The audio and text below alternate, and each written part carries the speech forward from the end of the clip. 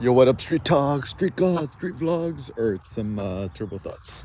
So this one is how to become anti-fragile. So shout out to my best friend Nassim Taleb, the only worthwhile philosopher to talk about in here in modern day times.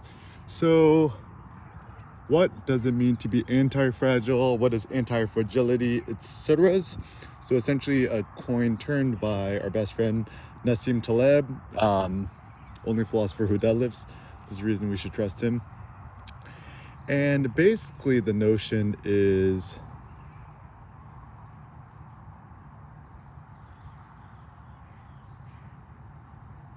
things which attack you or attempt to destroy you actually make you stronger. So the Nietzsche saying, from the military school of life, comma, I think this is from Twilight of the Idols.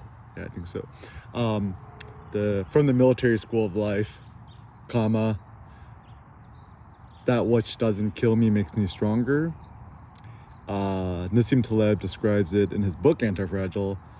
The better describing is that which attempts to destroy me but has not destroyed me will actually make me stronger. And basically the gist is, in life, like imagine if life were a Pokemon game, right? Or actually, maybe if life was Diablo 2, I think, was it the mage or the sorceress or one of the characters, the monk? What a character had this spell where you turn on the spell and then whenever an enemy attacks you, you actually gain HP. So this is kind of an interesting thought is, what if in life, whenever we get attacked or jabbed or whatever by someone else, an enemy or a frenemy, family member, a partner, whatevs, downsides in life, it actually toughened you and made you stronger and superior. Or like even another thought experiment, right? Imagine if you was at the gym or something, and that every time somebody punched you or said something mean to you or gave you a weird look, your muscles actually got bigger or you grew taller. And practical ways we can think about this as biological humans. Technically, whenever we lift weights, the stress and the difficulty we put on our bodies for that short period of time, they call it eustress, EUSTRESS, which means good stress. And basically the notion is there's good stress in life and bad stress in life. So for example, the effect of gravity is actually eustress. This is a good stress in life. So astronauts, when they go to space, they need to spend like 8 hours a day like exercising to just prevent their bones from atrophying. And actually the good thing about being on planet Earth with gravity, the gravity actually strengthens our bones, right?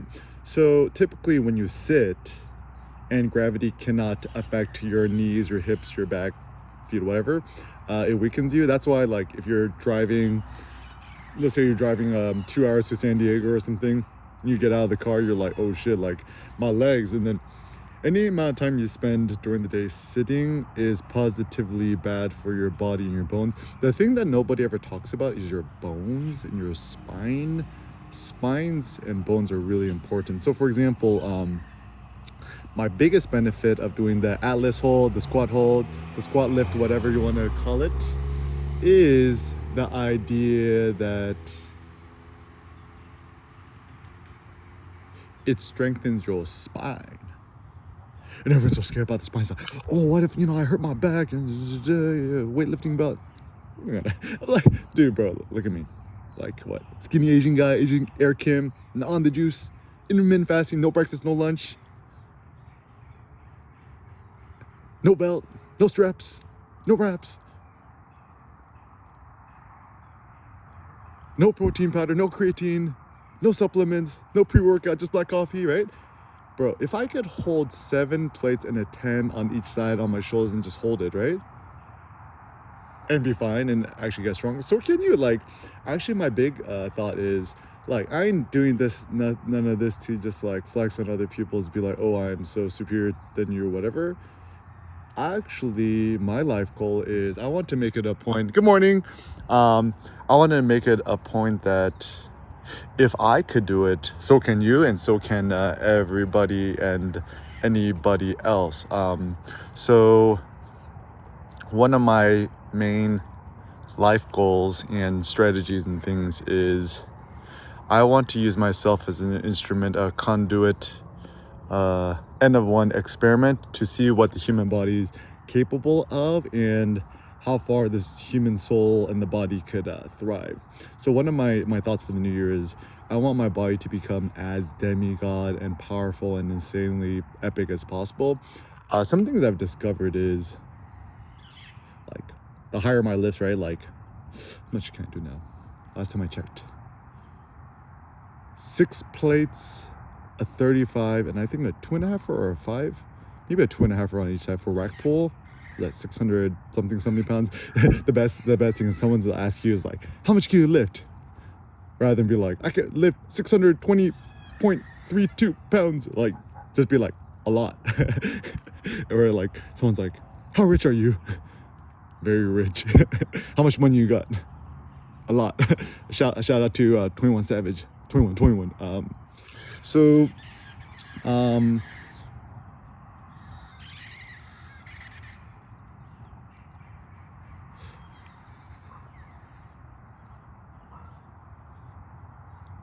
it's a very beautiful way to live life, because if you could live your life in such a way that any quote bad thing actually strengthens you, it's actually an insanely good thing. So for example, this notion of post-traumatic growth is a very cool idea in which, people talk about post-traumatic harm data, right? So I give you an example. My sob story with my dad. Just Google Eric Kim scars. You could read the whole EK bio. Basically, the trauma I received as a kid with my dad growing up, it actually made me a stronger soul. Like, I felt like by the time I was 12 years old, I was like a grown-ass man.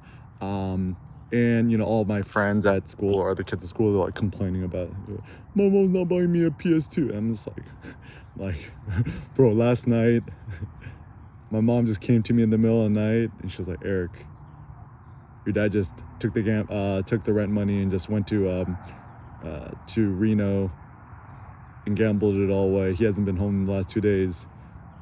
FYI, we might be homeless next month, so be prepared. I'm like, all right, cool.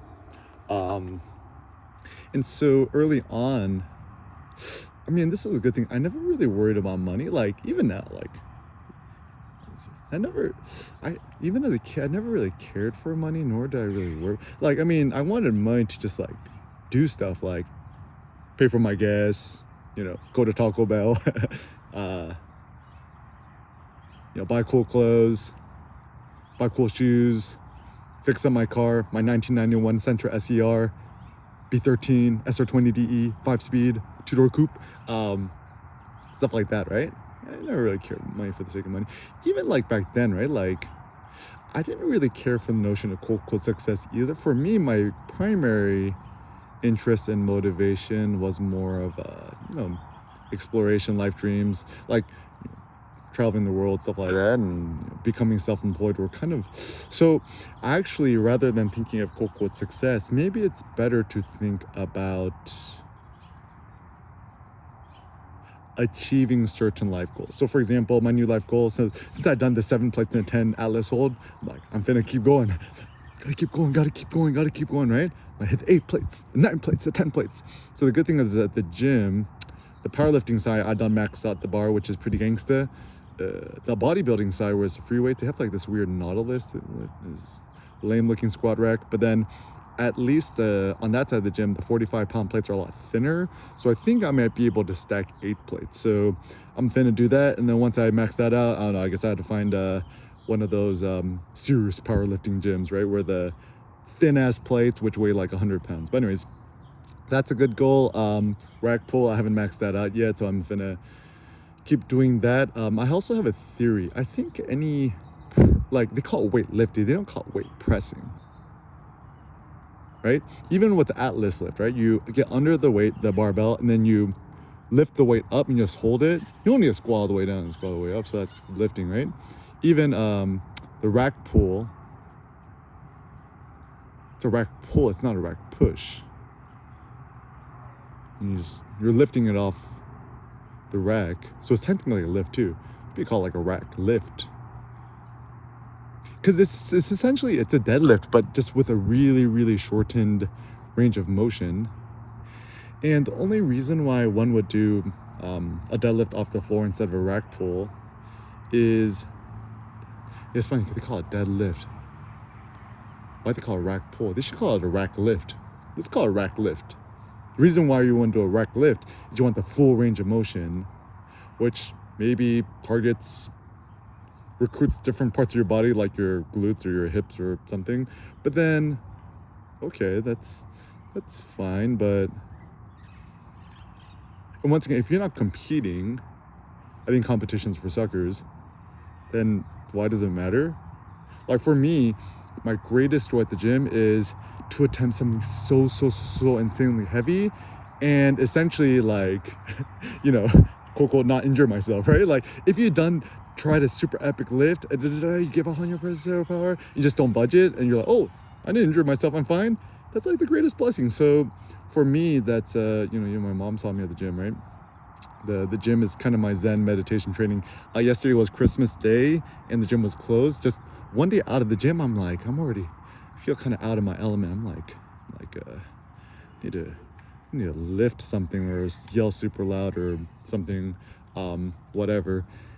And yeah, I think it's a very beautiful way of life. Like even with kids, right? Every time Sen falls and takes a spill or takes a bump or bumps his head or something, rather than like pick him up and say, oh, you okay? I'm gonna say, oh, just dust yourself up and stand yourself up, and then I'll get on all fours and show him how to stand up. And me and Cindy, we both been doing this at an early age, and it's been really good because small things like that actually make him stronger. And also something that's very important as a young kid, like even when Sen was young, right now he's like 1 year, 10 months, you teach him boundaries, right? Like from a very, very young age, I let him like pull out my iPhone charger, my iPad charger, plug it in, plug it out, plug it in. So now he's not a bobble, which means kind of like a silly, foolish, silly goose. He don't stick his fingers inside the plugs.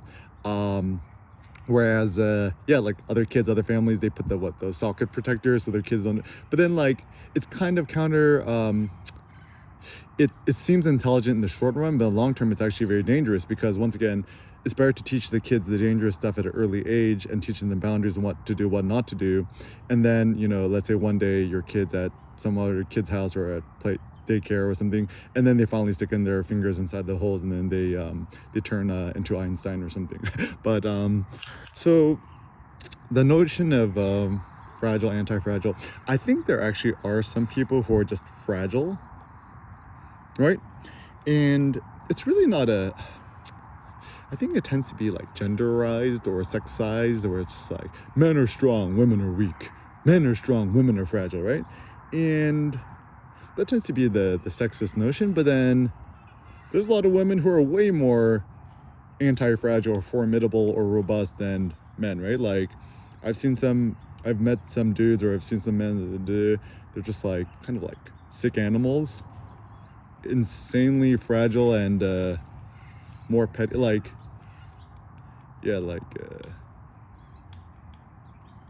so it's not really a gender or a sex thing or whatever thing, or like whether you're LGBTQ, gay, lesbian, whatever. It's really kind of a mindset thing. It's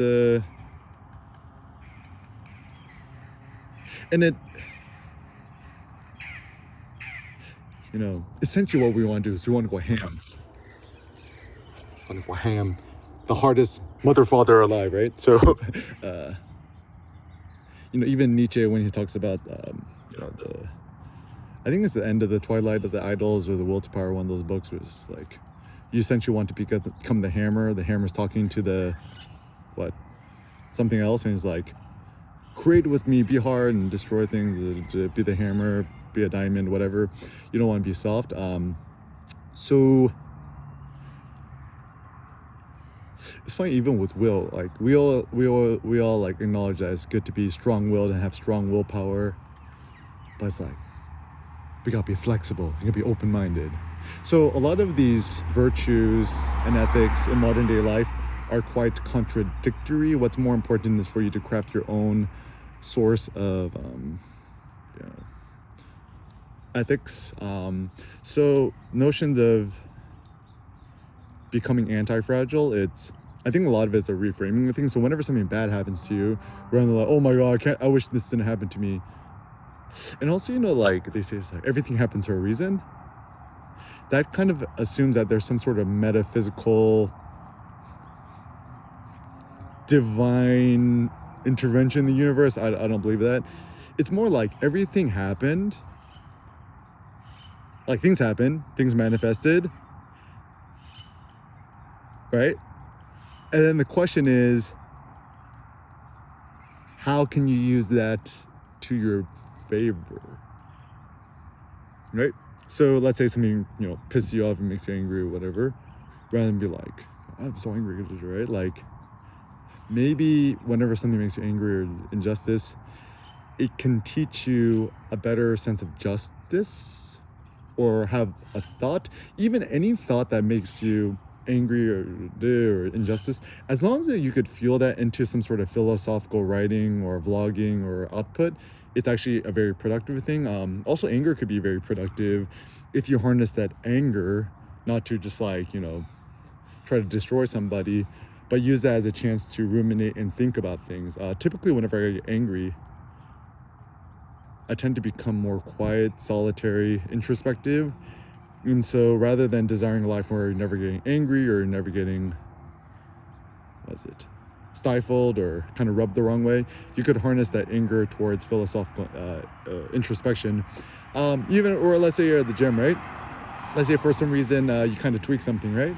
It could be a good signal to not do that kind of exercise or activity. So it could be very valuable information long run. So for example, anytime that, I was benching heavy or doing even dumbbell press on the bench heavy, kind of like always like tweaked my shoulder. It felt weird. So then as a consequence of that, rather than be like, oh, what happened? It's just more like, okay, critical information long-term, Eric.